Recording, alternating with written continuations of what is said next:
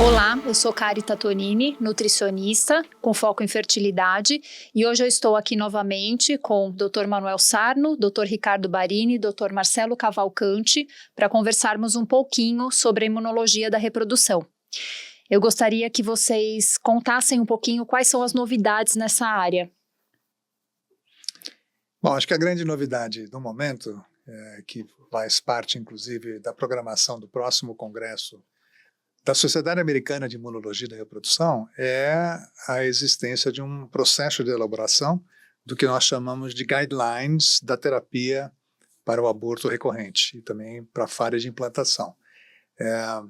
Já faz algum tempo que a sociedade vem discutindo se ela não deveria ter uma publicação que desse embasamento para todos os médicos que se envolvem no tratamento e no diagnóstico e tratamento da parte imunológica, para que isso tivesse um embasamento científico, e nós tivemos a oportunidade de fazer parte desse grupo, tanto eu, Marcelo e Manuel, e essa publicação está em fase de final de elaboração, ela já está na fase de revisão, e a promessa agora no próximo congresso é que a gente tenha o fechamento total desse artigo, e a apresentação desse artigo. Aliás, o Dr. Marcelo vai apresentar no Congresso a finalização desse trabalho, e então eu acho que isso vai ser uma coisa muito interessante, muito importante para que seja divulgado para os médicos, não só dos imunologistas, e esse artigo, inclusive, ele está sendo escrito a quantas mãos? 38? Mas basicamente são 24 fellows que assinam esse trabalho, Ele tem uma autoria, ele é multi-autorial, teve uma elaboração muito importante de um grupo menor, do qual a gente fez parte, mas, na verdade, ele conta com o aval de todos os fellows da Sociedade Americana de Imunologia. Então, eu acho que isso dá um peso mais significativo e mais importante para que essa publicação venha a ser um norte, para todo mundo que vai se interessar e aplicar essa tecnologia e esse conhecimento.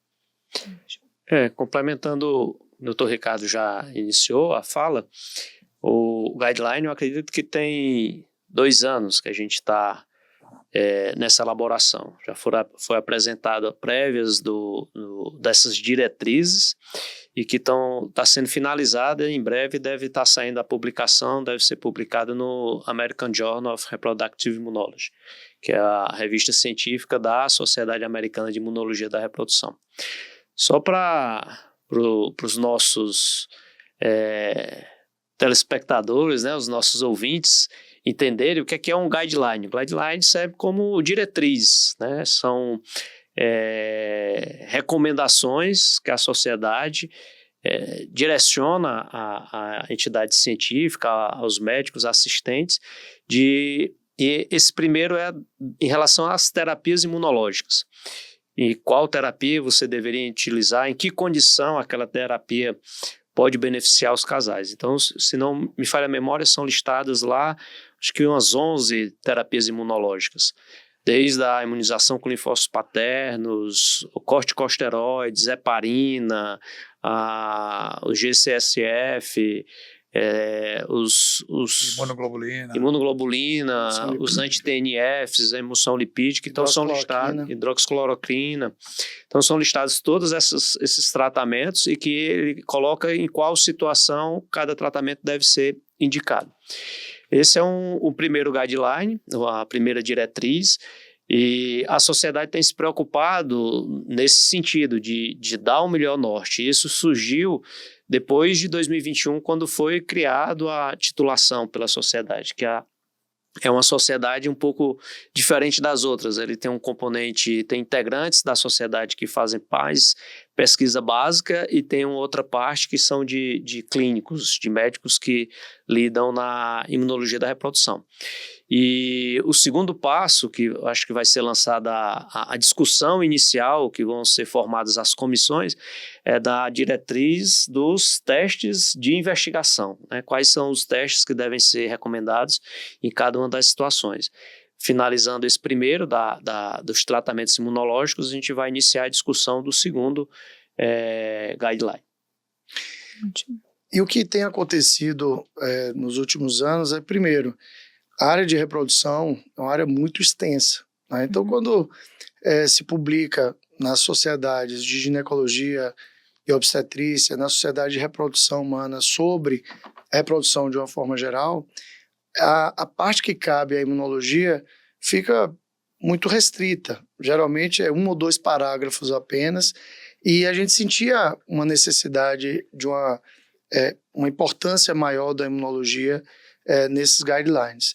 Então, foi uma proposta dentro da Sociedade Americana de Imunologia da Reprodução, porque não partir da Sociedade de Imunologia da Reprodução uma diretriz mais abrangente sobre esses tratamentos imunológicos, para inclusive servir de base para outras sociedades, né? Porque existe ainda muito desconhecimento, né, por parte das pessoas que trabalham de uma forma geral, não é só aqui no Brasil, né? No mundo inteiro existe essa separação, digamos assim, quem faz reprodução e quem faz imunologia da reprodução. Então, esse é o primeiro passo para integrar mais as especialidades e dar embasamento também para quem faz reprodução, quem faz ginecologia, para poder utilizar desse conhecimento que já tem aí nos últimos 10 anos um embasamento muito forte na área de imunologia para o tratamento das perdas gestacionais repetidas e falhas de implantação.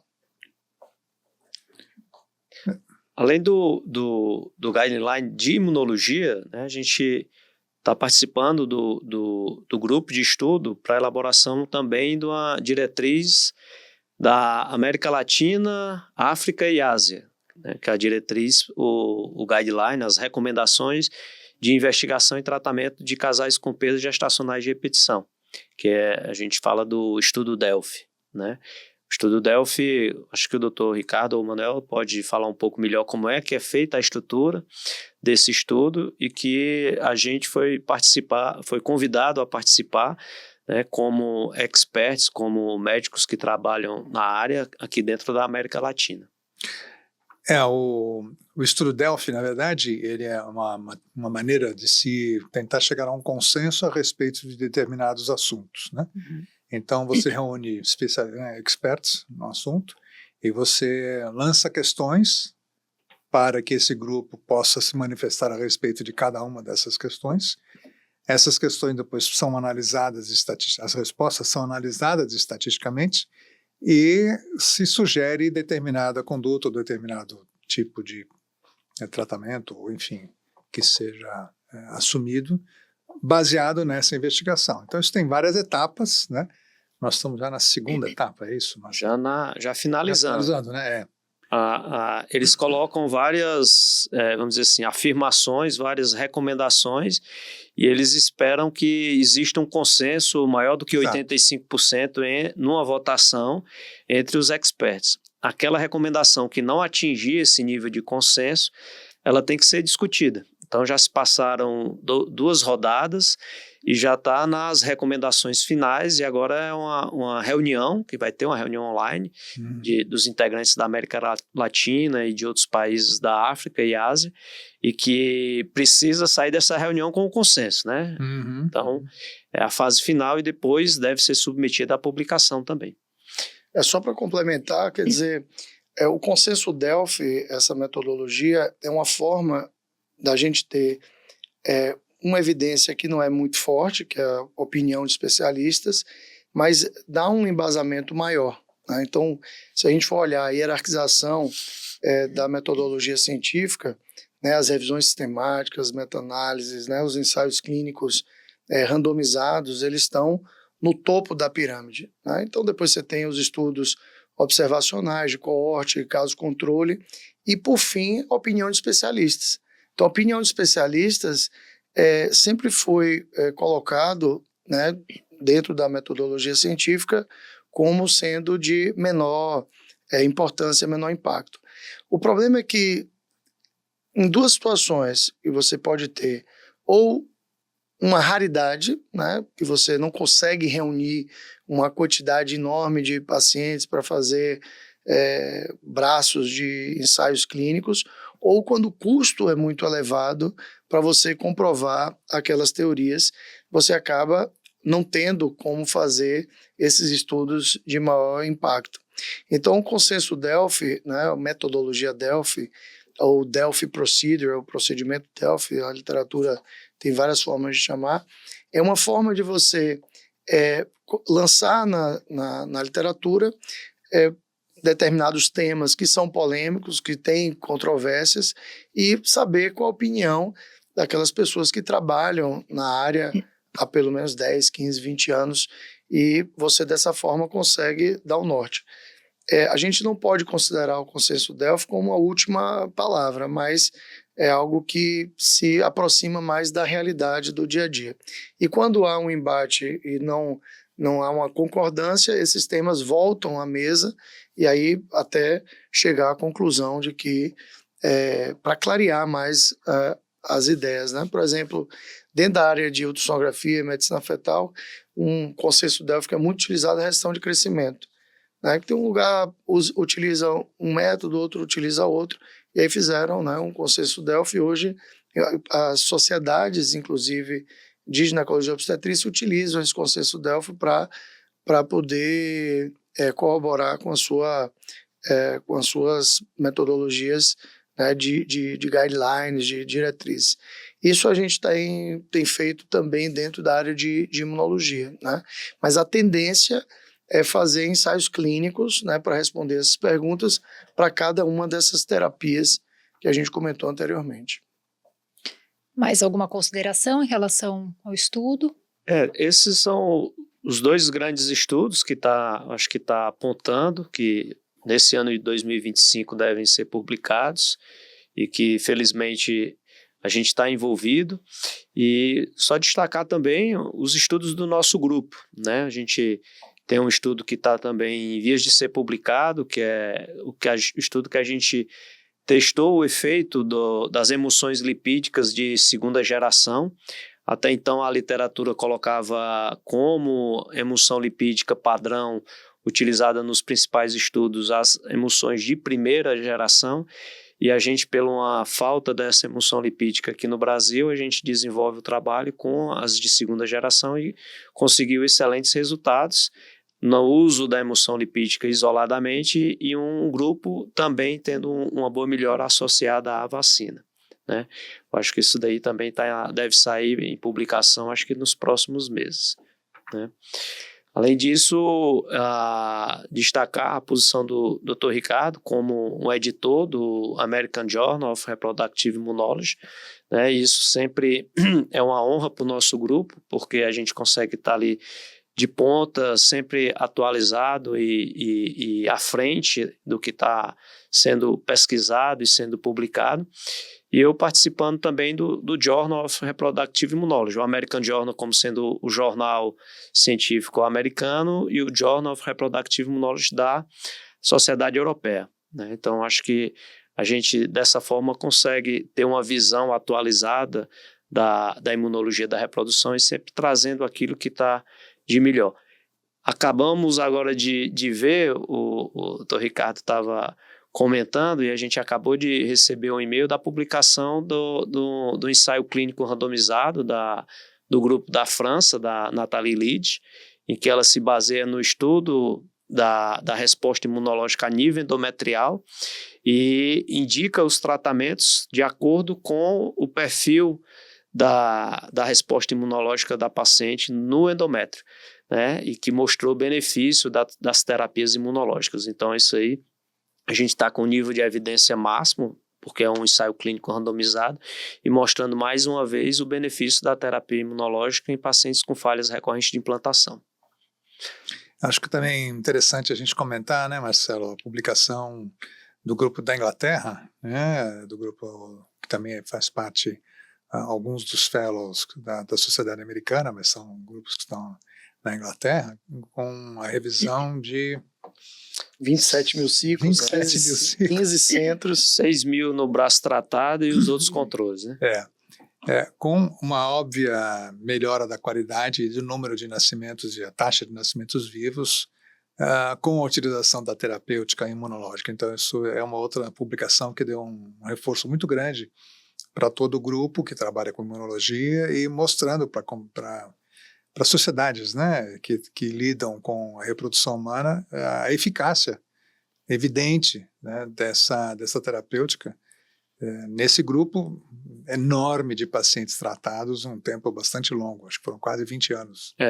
De estudo. E o interessante desse estudo, que o senhor lembrou bem, é que ele é um estudo que a gente chama multicêntrico, né? Ele avaliou 8 clínicas, 8 centros sobre o mesmo protocolo, então mostrando a importância que é possível você reproduzir esse resultado, né? Não é só em um único centro. Então isso foi um destaque do estudo. E uma coisa que, quando a gente lê esse estudo, ele mostra que a associação de terapias imunológicas aumenta consideravelmente o resultado, né? Você fazer uma única terapia, 2 ou até 3.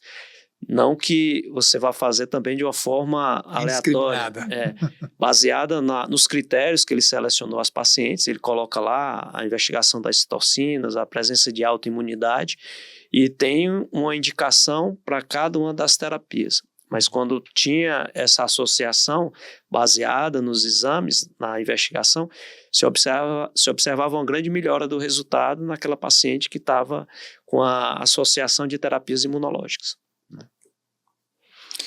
Maravilha. A gente tem agora o desafio, né, de fazer o nosso ensaio clínico aqui no Brasil, né? E esse projeto já está pronto, né? Eu submeti o ano passado a imunoterapia com linfócitos paternos e a gente vai tentar financiamento. Não é barato, né? Quase R$1 milhão para a gente executar esse projeto.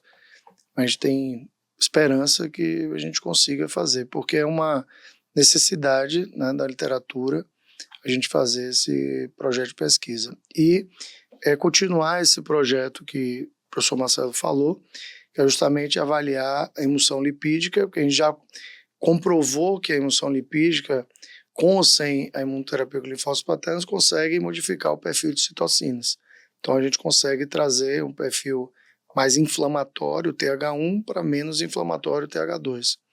Então a diferença é significativa, né? Para você ter uma ideia, os pacientes chegavam com um perfil, uma relação entre o fator de necrose tumoral e a interleucina 10 em torno de 38, 39, né? E depois do tratamento isso reduzia para 25, 24, para quem fazia a emulsão lipídica, e para quem fez emulsão lipídica junto com a imunoterapia baixou para 21, a redução até maior. Então, e essa diferença foi significativa entre como elas chegam e depois do tratamento. Agora a gente precisa dar um segundo passo, que é mostrar isso, qual foi o benefício em relação aos resultados reprodutivos, né? Então, será que a gente teve realmente maior número de nascidos vivos? Mas a gente precisa esperar os bebês nascerem, né? Porque não é tão simples, depois que ela é liberada para engravidar, tem um tempo para engravidar, depois tem um tempo para gestar, para a gente ter os resultados obstétricos, também comparar as complicações na gestação, tudo isso, né?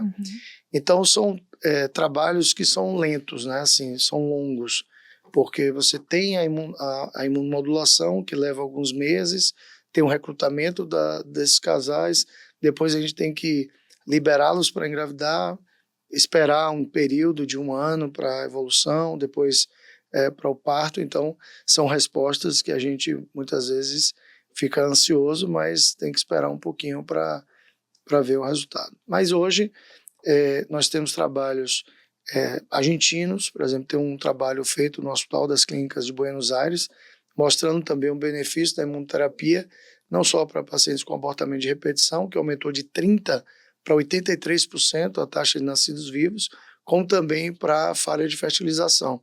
Então, casais que têm 2 falhas de fertilização, pelo menos, aumentou de 37% para 60% a taxa de nascidos vivos após a fertilização, e reduziu de 3 para 1 tentativa de transferência. Então, quem não fez o tratamento precisou, em média, transferir 3 vezes o embrião para conseguir uma gestação. Enquanto que, se fizer o tratamento, a imunoterapia, a média foi 1,4, a mediana de 1, né? Mas assim, a maior parte só precisou de uma transferência. Então, para quem tem falha de implantação, principalmente aqueles embriões euploides com boa qualidade, a imunoterapia, né, pode ter um papel aí interessante para a melhora do sucesso. Só para talvez a gente fechar essa parte, o que o Manuel colocou no final da fala dele aí é super importante. O tratamento imunológico ele vai funcionar a partir do momento que a paciente vai fazer, isso em casos de falhas de implantação, que a paciente vai fazer uma transferência, desde que ela tenha um endométrio com aspecto trilaminar, que seja um endométrio bom, receptivo, no espessor ideal, que tenha um embrião euploide, que seja um embrião de boa qualidade. Porque muitas vezes as pacientes nos procuram depois de 2, 3 falhas de implantação e ela tinha feito uma única estimulação ovariana e certamente a gente, na hierarquia da transferência, a gente transfere os melhores embriões primeiro. E muitas vezes a paciente chega depositando uma grande expectativa no tratamento imunológico, na avaliação e no tratamento, e quando eu peço para dar uma olhada nos embriões que ainda restam para transferir, é um embrião 3cc, um embrião da qualidade, e aí a gente tem que alinhar essa expectativa, tá? A gente vai dizer, ó, o tratamento imunológico pode ajudar, mas a gente precisa ter uma boa semente, a gente precisa ter um bom embrião. Então, os trabalhos, eles precisam ter essa análise também da qualidade embrionária quando se é realizado o tratamento imunológico. Você me lembrou uma coisa, Marcelo. É muito comum as pacientes perguntarem, eu não tô, ou até às vezes ela esgotou os embriões, ela não tem embriões, né? Eu posso fazer a fertilização enquanto eu estou fazendo imunomodulação? Não tem contraindicação, mas não tem contraindicação. Né? Então a gente vai levar aí uns 3 meses mais ou menos para fazer imunomodulação muitas vezes, e é um tempo que ela pode já produzir os embriões, para quando ela estiver liberada do ponto de vista imunológico, ela já ter esse embrião pesquisado, e aí facilita. Não precisa fazer imunomodulação, depois conseguir os embriões para depois fazer a transferência, porque aí o tempo pode ser muito elástico. E uma outra questão também que os pacientes, principalmente acima de 40, questionam, ela já tem um embrião euploide, às vezes até de óvulos que ela já coletou quando tinha 34, 35 anos. E ela já está com o embrião lá. E ela fica ansiosa para transferir. Fala, se você transferir esse embrião hoje ou transferir daqui a 1 ano, não vai fazer grandes diferenças. É claro que a parte hormonal tem uma variação, mas também a preocupação maior com a idade é justamente o aumento das alterações cromossômicas. Mas eu já garanti o embrião euploide de um óvulo, né, mais jovem. Então é melhor parar um pouquinho, ver se a gente consegue uma melhor janela para fazer essa transferência, do que a ansiedade, não vai fazer a transferência, eu vou tentar, e se não der certo, a gente vai buscar outras alternativas. Não, vamos com calma primeiro, né, para ver se a gente consegue melhorar essas taxas de sucesso na transferência. Perfeito. Eu gostaria de seguir com vocês em relação à mentoria, que eu sei que vocês têm uma mentoria voltada para médicos, então gostaria que vocês explicassem um pouquinho aí como que é feito, né, assim, muitos médicos querem entender mais da imunologia da reprodução, como que é essa mentoria? Então, essa mentoria também é um projeto antigo de nós 3, né, o grupo elaborou isso ao longo do tempo, como fazer, como chegar ao que a gente tem hoje como um produto para apresentar, mas a ideia é conseguir divulgar conhecimentos de uma maneira de alto nível, né? De uma maneira que também fosse acessível a um número significativo de pessoas. E então nós criamos a ideia de fazer uma parte teórica no modo online, quer dizer, o médico assiste às aulas ao longo do tempo, ele tem lá várias aulas gravadas, né, uma sequência que ele pode seguir a sequência ou não, mas ele vai ter essa possibilidade. E nós organizamos quinzenalmente uma reunião, também online com todo mundo, né? Nós 3 participamos e geralmente selecionamos um tema. Esse tema ele tem uma apresentação a discussão de um caso, um ou mais casos clínicos, e é feita uma revisão da literatura baseada naquele tema, e depois nós discutimos os prós e os contras, como fazer, como resolver cada um desses temas. Então, a ideia básica é conseguir transmitir um conteúdo de conhecimento de uma maneira clara, objetiva, e de forma bem protocolar, bem compacta, para que os médicos possam ter segurança em solicitar exames, saber interpretar exames, e especialmente tomar condutas, né? Esse é o nosso objetivo. Como o Dr. Ricardo falou, a mentoria é algo que já vem sendo construída e que eu digo que não tinha como não fazer, né? A gente, nesses últimos mais do que 20 anos, a gente vem construindo uma boa base, né, solidificado. Tenho, acho que mais do que 40 publicações que a gente já tem juntos. Tem um livro, Perda Gestacional. Então, a gente já tem um conteúdo, um material robusto, e os próprios colegas sempre nos ligavam para discutir um caso ou encaminhavam os pacientes, e estava na hora de ter algo nesse sentido. E depois da pandemia, as aulas online estouraram, e a gente teve essa facilidade por conta do ambiente virtual, do ambiente online, apesar da gente estar em 3 cidades meio que distantes, mas a gente consegue estar junto, passando esse conteúdo para os colegas que estão interessados. E aí a gente percebe que cada vez os colegas aceitam mais a imunologia, os colegas começam a imunologia funciona mesmo, então se feito dentro de uma rotina, dentro de uma prática que a gente está passando, dentro das diretrizes da sociedade, a gente consegue realmente ver os resultados. Cara, é importante também a gente falar que a mentoria, ela não é uma mentoria de imunologia da reprodução, né? Claro que, como a gente trabalha com isso e as dúvidas dos médicos são grandes nessa área, a imunologia sempre está permeando a discussão. Uhum. Mas a mentoria ela é dividida em 3 módulos. Cada módulo tem os seus temas, os seus conteúdos próprios, né? Então, a gente vai discutir os fatores anatômicos, endometriais, as infecções, fatores nutricionais, genéticos, né? E aí é muito mais abrangente do que a área de imunologia. E dentro da área de imunologia, a gente também tem os aspectos autoimunes, por exemplo, tiroidite, né? Anticorpos antiroidianos. Será que isso influencia os resultados reprodutivos? E quando você vai ver, não é só a função tiroidiana. Então, eu tenho os anticorpos que estão dentro dos fatores autoimunes. Mas se alterar a função tiroidiana, eu já tenho os fatores endócrinos. Olha como é complexo. Não adianta falar só da imunologia. Uhum. Né? Aí uma mentoria de perdas gestacionais. É a mentoria de perda gestacional e falha de implantação. É bem abrangente. É uma gestação sem barreiras. Esse é o nome da mentoria. Uhum. Porque a gente vai se preocupar não só com aquela paciente que está infértil, que pode aumentar a chance dela engravidar, e o mais importante é ter o bebê no colo. Então, o que a gente pode fazer durante a gestação para também melhorar esse resultado reprodutivo? Será que eu consigo reduzir a chance dela desenvolver restrição de crescimento?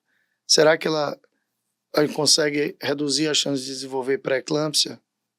E se ela perde no segundo trimestre da gestação por uma questão anatômica, uma incompetência cervical? Uhum. A gente pode falar sobre isso também. O professor Ricardo Barini desenvolveu uma técnica pioneira no mundo sobre a cerclagem definitiva para aquelas pacientes que já fizeram cerclagem tradicional e que teve falha. Então, olha como é abrangente essa mentoria. A resposta, né, da primeira turma foi espetacular, né? Os médicos eles estão assim, né, aproveitando muito o retorno que nós temos, é fantástico, né? E a gente já tem uma aplicabilidade prática. Muitos desses colegas que, né, fizeram nossa mentoria já estão aplicando na prática os conhecimentos que adquiriu na mentoria e estão, que é o nosso objetivo, ajudando esses pacientes. Então, nós temos alunos desde o Rio Grande do Sul até o norte do país, todo, né, o território nacional, interiores, né, cidades, né, que longe dos grandes centros. Então, a informação, muitas vezes, é difícil, né, de você fazer um curso presencial. Então, Facilidade do online, né? A gente pensou nessa possibilidade de fazer online justamente para isso. Uhum. E existe a possibilidade também, para quem faz a mentoria online, fazer uma segunda etapa, que é um estágio presencial com um dos mentores, né? Então, ele pode ir lá para Salvador, fazer um treinamento comigo, ou vir a Campinas, fazer um treinamento com o professor Ricardo Barini, ou ir a Fortaleza, fazer um treinamento com o professor Marcelo. E aí você vai ter ali uma vivência no dia a dia com pacientes reais, e isso é uma possibilidade né, bastante interessante para eles. Além disso, quem tiver interesse pode também aplicar para esse título, né, de Clinical Research Fellow da Sociedade Americana, né, porque a mentoria ela pode dar embasamento para pessoa depois pleitear, que é um título especialista, e fazer parte dessa comunidade, né, de médicos que se interessam pelas perdas gestacionais e também imunologia da reprodução. A expectativa, inclusive, é criar justamente uma massa crítica, né? Criar um grupo de pessoas que tenham um conhecimento mais elevado, mais profundo, né, sobre o assunto, sobre esses assuntos, não só sobre o assunto, mas sobre os assuntos que englobam as perdas gestacionais, e que isso possa ser o embrião de uma sociedade até brasileira ou latino-americana. Por enquanto, a gente funciona como um apêndice da sociedade americana, mas não sei se isso não seria o embrião de alguma coisa maior que possa vir a acontecer na medida em que a gente tenha, né, um grupo de pessoas interessados e com conhecimento técnico que seja suficiente, até primeiro para a produção de trabalhos, até, né, não só para aplicação clínica, né, mas para a elaboração de projetos, publicações conjuntas, ou conosco, ou, enfim, não dependendo da gente, sei lá, né? Mas, e até os colegas que estão participando da mentoria, eles recebem o livro, né? A gente, em 2020, teve o lançamento do nosso livro, Perda Gestacional, que a gente consegue reunir no livro todos os fatores que o Manuel muito bem citou, desde fatores genéticos, hormonais, anatômicos, e uma grande felicidade a gente conseguiu reunir no livro colegas de todo mundo, né? Tem um capítulo da professora Joane, que é a que ficou no centro do Dr. Alan Beer, tem um capítulo do colega da Alemanha, tem o capítulo do professor Nicolaides. Então é um livro recheado, um livro que, quando a gente fala de perda gestacional, realmente os maiores experts do mundo contribuíram para a edição desse nosso livro, que acho que as edições já estão esgotadas. A gente está já programando a segunda edição do livro, né? Muito bom. Tá quase na hora. Mas essa é a ideia básica da mentoria. A mentoria, então, ela se presta a divulgar conhecimento, divulgar conhecimento com qualidade, né, com acessibilidade, né, e a disponibilidade de pessoas que trabalham com esses assuntos poderem, num contato muito direto com os alunos, discutirem casos do dia a dia, coisas que eles estão tendo que resolver ali, naquela hora, né? Então, isso para a gente é uma coisa de nos dá muito, muito orgulho e é um sentimento muito positivo, né, a respeito do que está acontecendo, né? E a gente já tem gente batendo na porta para a segunda turma.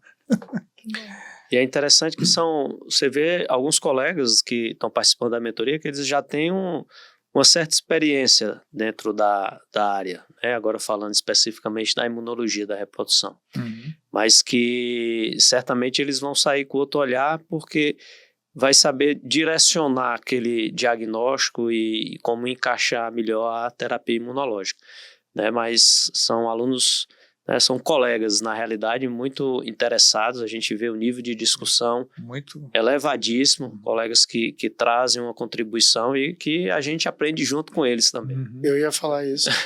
E assim, a mentoria ela é dividida em duas partes, né? A parte que é aula, né? Que estão na plataforma, então eles têm a possibilidade de assistir as aulas, né? Você mesmo deu aula de nutrição. E assisto às aulas também. E assisto às aulas e comento. Comento todas. E a parte da discussão, que é essa parte quinzenal. E o foco dessa discussão é no aluno, né? No médico, é o mentorado. Uhum. Então, ele que traz o caso, ele que traz a revisão. Né? Então, é mais uma troca de experiências. Né? Então, eu ia falar exatamente isso. Eu estou aprendendo muito, né, com essa mentoria, porque lá eu tenho geneticistas, né? Eu tenho endocrinologistas, eu tenho médicos que fazem reprodução, tem obstetras. Então, esse caldeirão, né, de informações e de experiências, isso aflora, né, nas reuniões, quarta-feira, das 8 às 10 da manhã, de 15 em 15, a gente já fica na expectativa da próxima reunião. E a gente recebe os casos, né, com antecedência. A gente tem possibilidade de também orientá-los, né? Então, toda reunião, um de nós é o orientador. Então, a gente recebe o caso antes, pode orientar, né, o que pode ser feito melhor e tal. Então, quando apresenta, a tendência é ter um caso bastante completo, a revisão de literatura também é bastante ampla. Então, está sendo assim uma experiência maravilhosa. E a ideia é continuar, né, fazendo esse treinamento para que haja aí uma massa crítica, como o professor Ricardo falou, no Brasil inteiro, para a gente formar realmente um grupo para pensar de uma forma científica, de uma forma, né, mais consolidada e não fazer de qualquer jeito. Né?